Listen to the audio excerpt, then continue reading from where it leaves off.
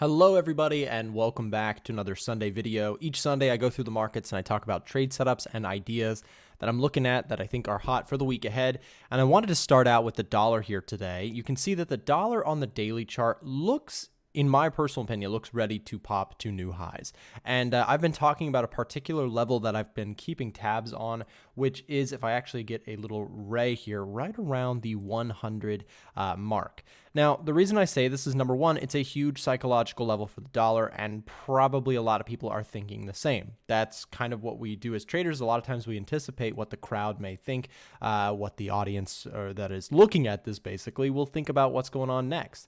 On top of that, another thing I wanted to point out is that the dollar here on the daily chart looks to be having a nice little it's an ugly one, but it's a wedge, right? You've got this kind of wedge of volatility. And the reason I point this out is that oftentimes what you get when you get a situation where you have, a strong upward trend, you enter into these consolidation phases. And what that consolidation is oftentimes doing is it's, buyers and sellers plotting for a breakout. Now, to be fair, this thing could break out either ways. But what I think is that we are probably due for a breakout, very strong one direction on the dollar sometime soon.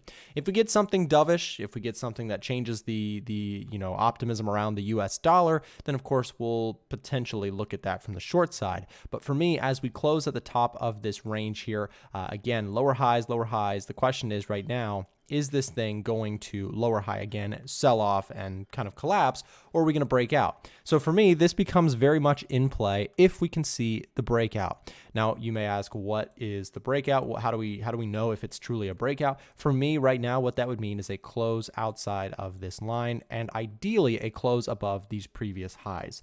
So if we go down just a little bit here, let's go look at the 4-hour chart for a second, just a little bit more close in. I would basically like to see a close above this level here. So if we can get a close above this, I would say that the dollar is very much in play and very likely to head up to that 100 mark from here. So that's kind of something that's like on my watch list right now. Now, of course, this is the DXY. I'm not going to be trading the DXY. I'll be trading individual currency pairs. So what we'll do is we'll start taking a look at some of the currency pairs that I'm actually interested in trading against the dollar, right? Which currencies do I actually want to go short against the US dollar if this thing comes into play? Now, before I get too far, I do want to remind you guys we're doing 20% off of our group right now. If you would like to join the VIP trading room, basically you get access to all of our trade alerts. We have several traders inside of the team that share their trades with full breakdowns, entries, stop losses, targets, that sort of thing. But more importantly, with the breakdowns of their trades. Why are they taking this, right? We're not big fans of, just signals or things like that. We are truly, trading and sharing the resources that we're looking at with our trades. On top of that, you can join the chat room. We have people from all around the world, Australia, Europe, Africa, Asia. We have people from everywhere. So come join us in the chat. And then, of course, you can also download the strategies in PDF form that we are using, and hopefully that will help you out. Just real quick, I will show you guys what the group actually looks at. Again, looks like you have a chat room available, so people are hanging out, talking about what they're doing, what they're looking at in the markets. And then, of course, you have the trades that are being taken. So when I take a trade, I share the full breakdown as to why I'm taking the trade. I usually share a technical breakdown with the trade. We also have Frank doing the same. Frank took a couple trades last week. He was, He was long AUD NZD. He was trading USD CHF, which I actually really like that setup that he took. So again, this is kind of what we're all about. It's traders coming together collectively, looking at the markets, sharing their ideas, their trades, their chats. And then, of course, you also have the educational section, the coaching webinars that we do. So you can jump in there and improve your skills with us alongside one of our coaches, Ivan. He does a lot of our, Q&As and things like that. So check it out. Link is down below in the description. Use that promo code and get 20% off while you still can. Okay, so let's go on to take a look at some individual currency pairs that we're looking at against the dollar. So here is the euro dollar. And similar to what we just talked about DXY, I'm looking for that sign of the levy breaking is what I like to say, right? So I'm looking for the levy to break. And for me right now, the levy looking at the euro dollar is this supportive level where last week it formed our low. Is that correct? Let me make sure I speak correctly on that. Yeah, so last week we had our low right around 1.09662. I'm essentially looking for last week's low to break and show us signs of continuation. So for me, something like this, love that idea. And I think it sets you up for continued downside to a couple target levels. Now, if we zoom out just a little bit, looking at the 4-hour chart, we can talk about a couple ideas. So the horizontal ray comes back out. I think short term, you have levels like this that could come into play should we see a breakout. And then, of course, the higher time frame is a pullback to the low of the year. This is the low of the year right here. 2022's low was March 7th. We hit right around 1.08. So I'm looking at that as a potential swing low.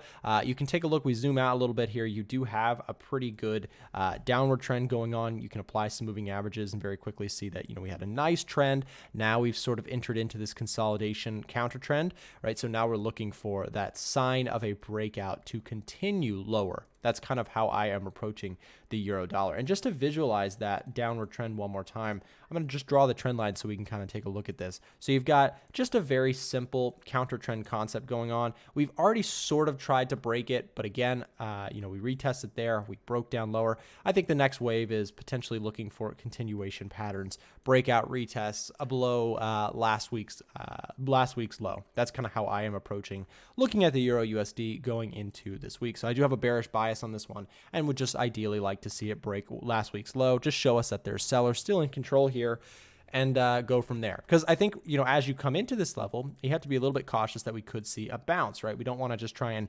sell at a support level. I'd like to preferably see this support level break, right? Show signs that, the sellers have taken over here, and then look for continuation patterns. Okay, so that's euro dollar. I do like that one a lot. Let's take a look at pound dollar here. So pound dollar, a bit of a attempt here to try and make a rise. You can kind of see the pound dollar has been pretty resilient despite the dollar kind of being very strong recently. The pound is making a bit of a comeback. Now, a couple things that are in favor of the pound here for a second. Let's just take a GBP breakdown for a second. I talked about this last week in a video. I talked about the fact that, okay, the pound has a couple things. Risk on favors the pound, right? Now, where we currently sit, we have seen stock markets on the rise, so that is a check mark for the pound. Risk on, what I mean by that, for those of you guys who are newer to trading Forex, risk on is essentially just looking at the global markets and deciphering, okay, are markets generally optimistic or are they generally pessimistic? And when they are generally optimistic, we call that risk on. People are willing to put risk on the table is the way I think of it. And that generally favors the pound, as it is a more volatile and potentially higher growth asset compared to the big old, U.S. dollar, that global reserve. That has right now, the sentiment is favoring towards risk on, which is a positive catalyst for the pound. But you also have another catalyst, which is the Bank of England coming out with a rate hike. Things seem to be chugging along hawkishly in the UK, which has a potential swing back effect for the pound. Now, for the time being, the things that are negative are that we do still have a very strong dollar and we have a very strong downward trend looking at GBPUSD. So for me, if I was to look to short, I would be cautious because, again, as mentioned, we just talked about a couple bullish factors looking at the pound dollar. I'd be looking for a similar concept to Euro USD, looking for a break underneath for continuation patterns, and then perhaps you start seeing a swing low. But I also just would be cautious when I look at the pound. We put those factors together. I do think that what we saw here could be just the beginning of a potential reversal. So I will be cautious of a potential breakout above these highs. That would kind of be back to bullish territory for the pound dollar, as that would kind of show, this was a big blow off top. If you're looking at the pound dollar this week and you see some breakouts, a couple things that you could look out for, in my book, would be looking for the breaks above the structure. Because, again, we formed some pretty good gains on the pound dollar, but then we sort of sold off into them. So if you're very bullish on the pound dollar, if you think that this thing has potential to rise past these levels, I'd be personally looking for, show me those signs of strength. As we mentioned previously on the euro dollar, I like to look at these levels and say, okay, well, show me just a bit of strength there, and I'll be potentially interested in joining the trend. So, something like this could come into play. If you're very bullish on the pound dollar, I'm a bit neutral on it, as I am kind of bullish on the pound and also bullish on the dollar. So for me, this is a no trade currency pair right now. It doesn't mean that I can't see something change this week. Of course, if I do end up taking a trade, you'll see it inside of our private group. Okay, so the next one on the list here is going to be GBPJPY. Now, this one definitely a bit more interesting to me. Pound yen, I am bullish on. I am bullish on the pound, bearish on the yen. And generally speaking, when you break out a currency pair into its individual components and you do a little bit of fundamental analysis, which we are very fond of here on my channel, you kind of get an idea of which currencies you like, which ones you don't like. As long as we remain risk on, this currency pair for me is bullish. I'm buying the pound, I'm selling the yen, I'm just going with the flow here. Now, I can't do it when we're at the highs because I don't like I feel like I'm chasing the market, right? For me, I do like the idea of a pullback. Now, if you look intraday, there has been so much momentum on this thing. Look at how much, just pause for a second, look how much green is on the screen, right? We love to see green on the screen if you're bullish. You love to see red on the screen if you're bearish. But for me, this is very, very bullish territory. And it doesn't mean that it's due to just correct. A lot of times people will see this and they'll say, well, this thing is going to come crashing down. And at some point, it will. But trying to assume when that's going to happen is a very dangerous game.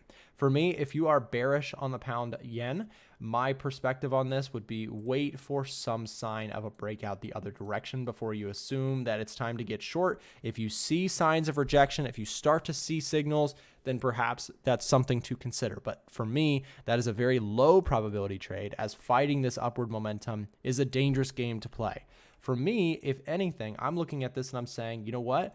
I like the idea personally of identifying some key structure points on this chart. Notice how we ran real hard up here. Anywhere over in this area, right? We start getting into that territory.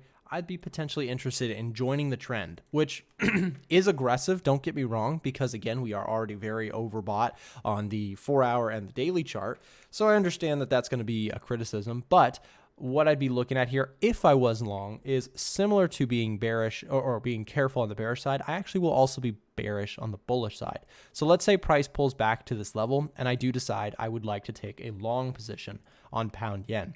What I'm looking at here is I'm looking to keep stops very tight. I'm not looking to make a huge stop loss run. I'm not trying to hold this thing with no stop loss open because, again, the reversal very well may be around the corner, but I'm not going to try and stick around to hold on to it for a long time. If this thing does start breaking back the other way, and that's a big if because we don't know that that's going to happen, if something changes, if we see risk off sentiment come back swinging in the markets, we could see pound yen suffer. And for me, what that means right now is if I take this trade, I am looking for a tight stop, or I'm looking for, so that would be scenario one, that's the less preferable, obviously. Scenario number two would be, we're able to capture a move here with a tight stop, good risk reward, and go with the flow there. I think targets wise for the pound yen, if you're looking at this thing, I think you got targets here on the 1-hour chart, very reasonable. And then, honestly, I wouldn't kind of cap my gains around here either. I would be looking for, if this thing is correct, if we're right about this idea, maybe an attempt here. If that doesn't work out, perhaps a secondary attempt lower. But either ways, I think the minimum would be, if you're trading this momentum, you've got to be trading the momentum. You've got to be looking for a return back to the highs and beyond, right? As momentum traders, we're not looking for, just a quick scalp. We're looking for momentum to continue and to carry us into these really great risk reward trades. Every once in a while, you'll catch a trade like this if you're very patient, something like a 5-to-1, 7-to-1. I had a 10-to-1 earlier this month, which was my best trade for the year so far. 10-to-1 is not so bad. I had a 10-to-1 on USDJPY. Speaking of USDJPY, let's talk about that for a second. And this was, you can kind of see why the 10-to-1 came into play. I bought the dollar yen. This is going to look like I'm making this up, but you can go watch the video if you'd like to. I bought dollar yen all the way back down here, and I rode it all the way to around here, and then I closed out of my position. Something was telling me that price could reverse soon. I was wrong. It kept going, but that's okay. We still made money. So 10-to-1, not bad at all. You love to see it. So that's kind of where we're at with dollar yen, as this thing is definitely overextended to the upside. I'm not looking to aggressively buy this thing. If I was to look to buy it, I'd be waiting for some form of a pullback. Show me that, this momentum. I don't want to just buy this thing as soon as the momentum dies. I'd prefer to wait for momentum to continue, wait for signs of continuation. But I think we've made our money on this. Honestly, I think that the trade that we called out on dollar yen inside of the private group, that is an example of a trade that comes and goes very rarely, but when it comes, it's amazing. So, let me just real quick show you guys that trade just to recap. I gotta brag on this one more time. But here's dollar yen. So my dollar yen, I entered it way back here. Like I held on to this trade for a long time. So this is just the proof. So I bought this trade, bought this pair at that support level and just rode it and rode it. And this is what I mean by, getting those examples of trades that just keep going. At that point, I was up like $1,200 and then I kept going and going and going. At this point, let me see what I was at. I was at 3,800. It's kind of hard to see, right? This was just a crazy trade. So ended up closing out 360 pips on that. So those are the trades that we're identifying. We're looking for those inside of the group. That is what we are actively hunting. So if that's the sort of trading that you're interested in, we do look for some grand slam trades every once in a while. They are not every day, but when they happen, they are account changing. So that one definitely ended up being one of the best trades that I've taken in several months, and easily the best one that I've taken in 2022. I think we closed out at somewhere around $4,000 on the trade, which was nice. It was a good trade on that one account, and then we took it on other accounts as well, which was cool. Okay, so let's see. What else can we take a look at? We can take a look at gold together, see what's going on with XAUUSD. So gold here, let's look at the daily chart for a second. Looking at the daily chart, this thing looks like it wants to make another stab at moving higher. Now, I do want to be cautious here. If we go over to the COT reports, let's go see what COT is saying about the gold market. So for those of you guys who don't know, you can go to my website anytime you'd like, A1 Trading, and look at the COT data. We've just used this other site that pulls it in for us. So if I go in here and we just zoom in on the non-commercial, let's take a look here. Non-commercial has been selling gold. And so this has me very cautious. Okay, so when you have non-commercial selling gold, the non-commercials, those are your hedge funds, banks. Those are people who are actually speculating on the markets, just like you and I. We are trying to make money from market moves. That's the non-commercials. The commercials are people who are just looking to hedge their positions, whether it be in business or farming, things like that. So non-commercials are what we really pay attention to. And you can see that blue line is declining for the last few weeks. That tells us that big institutional sellers are coming in here and they're looking to be a part of the downward move, at least for the time being. So when I look at this, I'm being very cautious on the bullish side. I, in fact, would be very, very much not looking to buy gold, even though, technically it kind of looks good. Over here, it was excellent play. We traded gold to the long side inside of the group over here. Made total sense. The COT data was backing it. The institutional data looked good. We had technical analysis telling us just to buy everything. Everything looked so strong. Very, very good trend to the upside. And so that was a very clear bullish environment. Now, I think you're sort of in the late phases of this trend. I think that the trend here for the time being looks a bit tired. And as you see this thing start to rally, I would just be very cautious not to try and buy the hype, as institutional traders have been going short or selling their positions on gold. So that's my first response to taking a look at gold. Now, if you go down to the lower time frames, take a look at the 4-hour chart. We do have a couple levels of resistance. So with that COT data in mind and a strong dollar in mind, I'm looking at this thing and I'm saying, okay, just be cautious at levels like this. So, if you wanted to buy gold, I think the buy is waiting for some sort of retest, looking for continuation. But for me right now, this is more bearish than bullish. So as we come up to levels of resistance, I would be on the cautious side, looking for, not necessarily looking to short it aggressively unless you believe that that's something you want to do. What happened to my levels here? I don't know why. I just like to use the one color personally. So let's just fix that. Take off some of these, like reset it for some reason. Let me see if I could just get that cleaned up. There we go. So 38.2 sitting there at resistance after the initial sell-off, right? We pulled back to this zone. So it does look like it is very much a potentially threatening sell setup. Because again, you put a COT data in there, you put the fact that, it seems like for the time being, the market is probably pricing in that the Russia-Ukraine situation is not necessarily over, but some of the worst fears around it market-wise have sort of subsided. Of course, it's a terrible situation and we're not we're not going to go deep in onto that. But the point is, the market seemed to be most fearful and uncertain about it back here. And now the market seems to have priced a bit of it in and is now changing its tone back to more of a stable, more bearish gold for the time being. So that's kind of what we're looking at. In terms of gold, I think that we may see, if we do see sellers come back in, you've got targets like 1917. And of course, you've got a previous move down to the low, 1895. So that's kind of my take there on gold. Remember, guys, the sale is happening right now. Get 20% off and come join our VIP group. We're looking for more serious traders who want to trade alongside everyone in the chat. If that would be you, if you're interested in that, find out more information down below in the description. Click to sign up and use that promo code. You'll get 20% off any membership that you choose. Thanks very much for watching. Have a great trading week, and we'll see you next time.